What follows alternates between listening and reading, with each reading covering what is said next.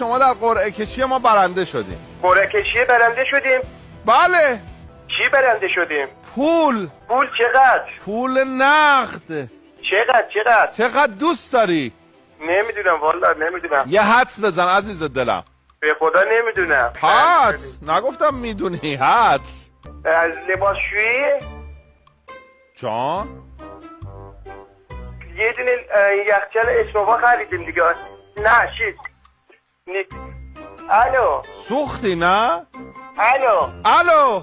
من صدات نمیاد. قطع و وصل میشه. اصلا من قرار نبود حرف بزنم. شما دارین حرف میزنی. بله بفرمایید. قرار بود حدس بزنی چقدر پول نقد بردی. شوکه شدم نمیدونم چقدر. شوکه شدی. میدونم به جای شوکه شدم مثلا بگو 20 میلیون. 20 میلیون. همونو که نمیگم. شما شغلتون چیه؟ رفتگرم، کارگر شهرداری. عزیز دلم 100 میلیون تومان مبارکت باشه. دستتون درد نکنه. خدا هرچی بهتون داده بهتون بده به خدا.